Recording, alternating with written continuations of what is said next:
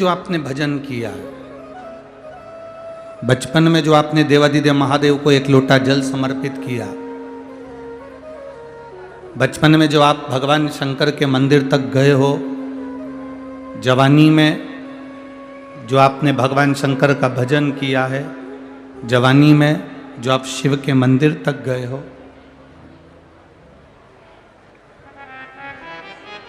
जैसे बचपन जवानी में भजन किया जाता है, तो वो भजन बचपन जवानी में एक लोटा जल अगर शिवजी को समर्पित किया जाता है तो वो एक लोटा जल बचपन जवानी में जो तुमने भगवत नाम का कीर्तन करा, राम नाम, कृष्ण नाम, शिव नाम,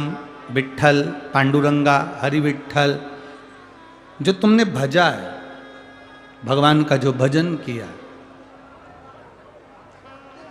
वो तुम्हारा भजन कभी भी बूढ़ा नहीं होता।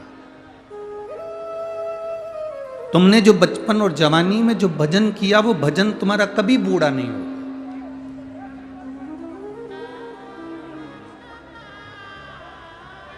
तीस वर्ष की अवस्था में, 35 वर्ष की अवस्था में, 40 वर्ष की अवस्था में, 45 वर्ष की अवस्था में जो तुमने कमाया है, जो तुमने मेहनत करी है, 30, 35, 40 वर्ष की अवस्था में जो तुमने कमाया, जो तुमने मेहनत करी,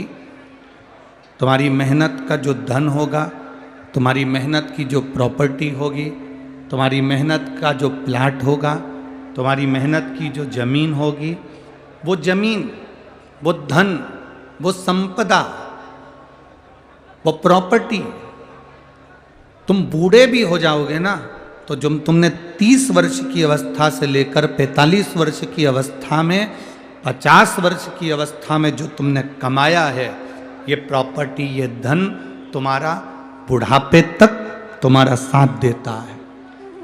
जो तुमने 30 वर्ष की अवस्था में,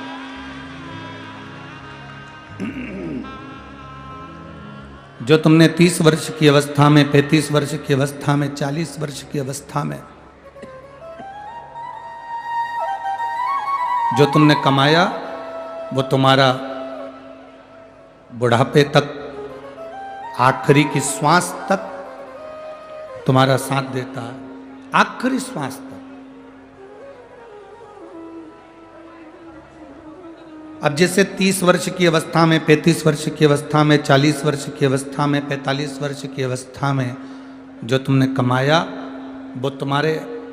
अंतिम श्वास तक तुम्हारा साथ देता है। उसी तरह जो तुमने 15 वर्ष की अवस्था में, 7 वर्ष की अवस्था में, 9 वर्ष की अवस्था में, 8 वर्ष की अवस्था में, 6 वर्ष की अवस्था में, 5 वर्ष की अवस्था में, 40 वर्ष की अवस्था में, 30 वर्ष की अवस्था में, 25 वर्ष की अवस्था में जो तुमने अपने बाल्य अवस्था से लेकर जवानी की अवस्था तक जो तुमने भगवान का भजन किया,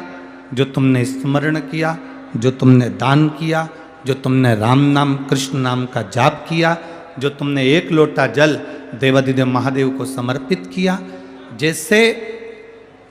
जवानी में कमाया गया धन बुढ़ापे तक काम देता है, जवानी में खरीदी गई प्रॉपर्टी मरते दम तक, आखिरी तक काम दे जाती है, उसी तरह जवानी में किया गया भजन, बचपन में किया गया भजन तुम्हारे अंतिम क्षण तक तुम्हारा साथ दे जाता है। आखिरी श्वास, अंतिम क्षण तक, अंतिम श्वास तक, अंतिम पल तक तुम्हारा साथ देता है। कई लोग कहते हैं गुरुजी भजन करने की कोई उम्र हो,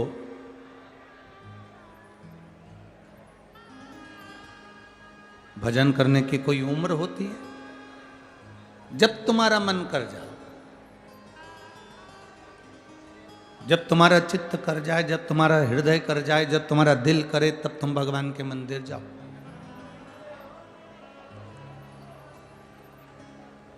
कई माताएं कहती हैं मैं रोज सवेरे 10 बजे भगवान शंकर, आवाज पकड़ रहा है।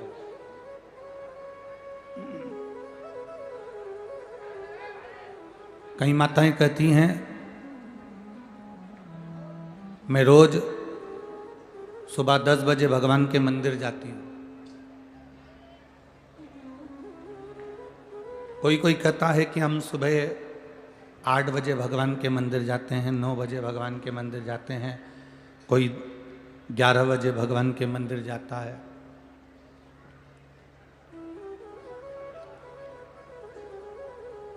और कई माताएं कहती हैं हम 10 बजे नहीं जा पाए तो फिर हम मंदिर नहीं जा पाते। शिव महापुराण की कथा में एक बड़ी सुंदर बात लिखी है, अगर आपने स्मरण करा हो, उमा खंड को अगर पढ़ा हो तो पार्वती खंड में, उमा खंड में एक बात आती है, बड़ी सुंदर आती है। रोज 10 बजे तुम मंदिर जाते हो, रोज 9 बजे तुम मंदिर जाते हो, रोज 11 बजे तुम मंदिर जाते हो, रोज सवेरे 8 बजे मंदिर जाते हो। पार्वती खंड कहता है, उमा खंड कहता है, कभी कभी हफ्ते 2 हफ्ते में अपना समय बदल कर भगवान के मंदिर जाया करो। हफ्ते 2 हफ्ते में ऐसा समय निकालो कि हमें अपना समय चेंज करना, अपना समय बदलना। क्या होगा उससे? जो दुकान जाने वाले हैं उन दुकान जाने वालों से हम निवेदन करेंगे, जो ऑफिस जाने वाले हैं वो ऑफिस जाने वालों से निवेदन करेंगे, जो कहीं ना कहीं किसी ना किसी जगह पर नौकरी करते हो, धंधा करते हो, बिजनेस करते हो, काम करते हो, फैक्ट्री जाते हो, कार्य करते हो, तुम्हारा जाने का समय 10 बजे है। कभी प्रयास कर कर सुबह 9 बजे चले जाओ, कभी प्रयास कर कर 10:30 बजे चले गए, कभी प्रयास कर कर आगे पीछे थोड़ा सा समय हफ्ते में 1-2 बार जाकर देखना। अगर आप रोज 10 बजे दुकान पर जाते हो तो कभी एक प्रयास करना कि आज मैं सवेरे 9 बजे दुकान पर जाकर देखूं आखिर होता क्या है। सवेरे 9 बजे फैक्ट्री का मालिक ये विचार करे मैं रोज 12 बजे फैक्ट्री पर जाता हूं, फैक्ट्री का मालिक 12 बजे फैक्ट्री पर पहुंचता है। कभी फैक्ट्री का मालिक अगर 12 बजे की जगह 10 बजे 9 बजे फैक्ट्री पर जाकर खड़ा हो जाए। अपने व्यापार को जो तुम 1 बजे देखते हो, 2 बजे देखते हो, कभी समय चेंज कर कर सुबह 11 बजे पहुंच गए, कभी 10 बजे पहुंच गए। जब वहां जाकर पहुंचोगे तब तुम्हें अंदाजा लगेगा कि वहां तुम्हारे नहीं रहने पर या तुम समय पर जाते हो उस समय तो सब कुछ अच्छा मिलता है, पर जब तुम समय से हटकर जाते हो तो तुम्हें अंदाजा लगेगा कि जो तुम देखोगे कि मेरा कितना घाटा हो रहा है या मेरा कितना फायदा हो रहा है वो तुम्हें सम्मुख में नजर आएगा, वो तुम्हें सामने दिखेगा।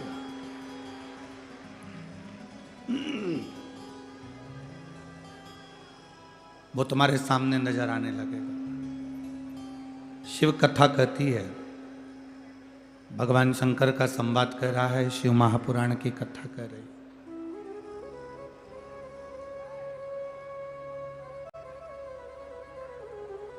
रोज 10 बजे मंदिर जाते हो, रोज 11 बजे मंदिर जाते हो, कभी कभी समय बदल दो।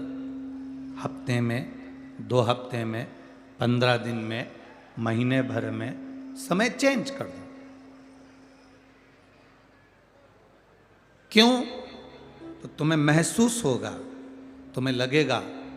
कि आज मैंने समय बदला, समय चेंज करा, समय थोड़ा बदला है, तो मैं जल्दी महादेव के पास अगर पहुंच गई हूं या मैं कुछ देरी से देवाधिदेव महादेव के पास पहुंच गई हूं तो तुम्हें महसूस होगा कि कहीं ना कहीं महादेव की कृपा तुम पर बरसी जरूर है। थोड़ा बदलना जरूरी है, थोड़ा बदलाव जरूरी।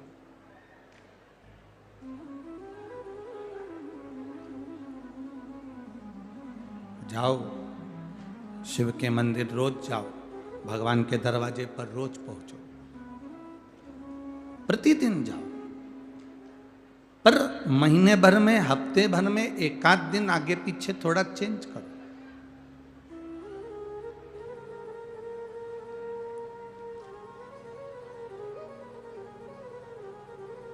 रोज देवाधिदेव महादेव को जल चढ़ाते हो, प्रतिदिन भगवान शंकर को जल चढ़ाने के लिए जाते हो, कभी कभी थोड़ा सा बदलाव कर कर देखिए, थोड़ा सा बदलाव। एक दिन महादेव को जल चढ़ाने के लिए गए, हो सकता है कभी कभी तुम्हारे साथ भी होता हो कि आज लोटा भूल गए, जल भूल गए या कोई बेलपत्र भूल गए, तो फिर करना क्या है? आज अगर हम पात्र लेकर नहीं आए, जल लेकर नहीं आए, लोटा लेकर नहीं आए, मंदिर में नहीं पहुंचे हैं या कोई सामग्री लेकर नहीं आए हैं, तो उस समय पर, उस जगह पर फिर आप प्रयास करना कि जो मंदिर में सेवा मिल जाए,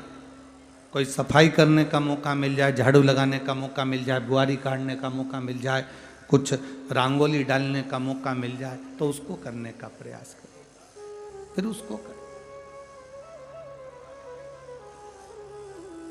उसका फल आपको मिलेगा। अरे मैंने